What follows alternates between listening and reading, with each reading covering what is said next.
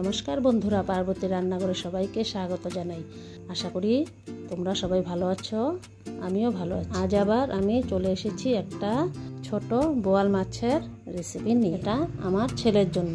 আমার ছেলে এই মাছটা খুব ভালোবাসে। প্রথমে আমি একটা ফ্রাই প্যান বসিয়ে দিয়েছি, তারপর তেল গরম করতে দিয়েছি।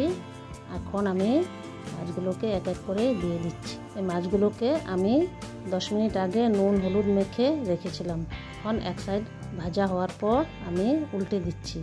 আমি হালকা করে ভাজবো, বেশি ভাজবো না। আর ফ্রাই প্যানে আমি অল্প তেল কমিয়ে দিয়েছি, কারণ মাছগুলো অনেক ফাটে, তাই কম তেলে আমি ভেজে নিচ্ছি। মাছগুলো আমার সব ভাজা হয়ে গেছে, এখন আমি তুলে নেব।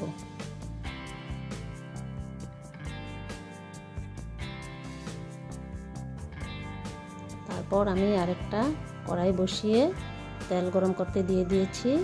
এখন তেলটা একটু গরম হওয়ার অপেক্ষা করব। তারপর দিয়ে দিয়েছি পেঁয়াজ কুচি। পেঁয়াজ কুচিটাকে আমি একটু নেড়ে চেড়ে দিচ্ছি আর একটু লাল হওয়ার অপেক্ষা করব। একটু লাল লাল হয়ে গেলে তারপর আমি এখন দিয়ে দেব পেঁয়াজ বাটা। তারপর দিয়ে দেবো কাঁচা পাকা লঙ্কা বাটা। তারপর দিয়ে দিচ্ছি হলুদ গুঁড়ো, নুন, লঙ্কা গুঁড়ো, লাল লঙ্কা গুঁড়ো দিয়ে নেড়ে চেড়ে সব কিছু আমি একসাথে মিশিয়ে নেব।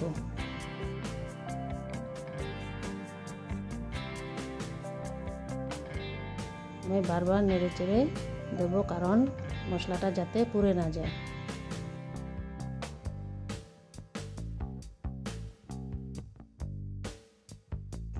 মশলাটা এখন মোটামুটি ভাজা হয়ে গেছে। তারপর আমি দিয়ে দিচ্ছি সর্ষে বাটা।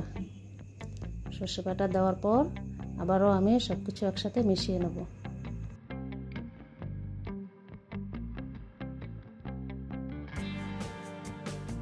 তারপর দিয়ে দেব একটু জল। মশলাটা আমার ভাজা হয়ে গেছে, তেলও ছেড়ে দিয়েছে, তাই আমি একটু জল দিয়ে দিয়েছি। জলটা দেওয়ার পর আমি একটু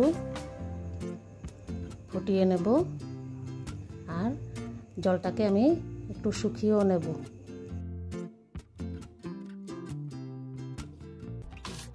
তারপর আমি এক এক করে মাছগুলোকে দিয়ে দিচ্ছি। এখন আমি একটু উল্টে পাল্টে দেব।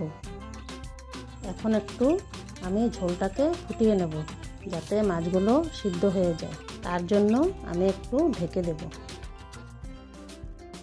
আমি ঢাকনাটা তুলে দেখব। দেখুন এখন কত সুন্দর তেল ছেড়ে দিয়েছে আর ঝোলটাও পুরোপুরি শুকিয়ে গেছে। এখন আমি উপর থেকে একটু ধনেপাতা ছড়িয়ে দেব আর রান্নাটাকে কমপ্লিট করব। তবে কেমন হয়েছে বন্ধুরা আজকের রান্নাটা, তোমরা সবাই আমাকে কমেন্টে জানাবে। আমার ভিডিওগুলো যদি ভালো লেগে থাকে আমার চ্যানেলটাকে লাইক করে দেবে, শেয়ার করে দেবে, সাবস্ক্রাইব করে দেবে। আজ এখানেই বিদায় নিচ্ছি। দেখা হচ্ছে অন্য কোনো রান্না নিয়ে। ততক্ষণ টাটা, সবাই ভালো থেকো, সুস্থ থেকো আর আমার সাথে থেকো।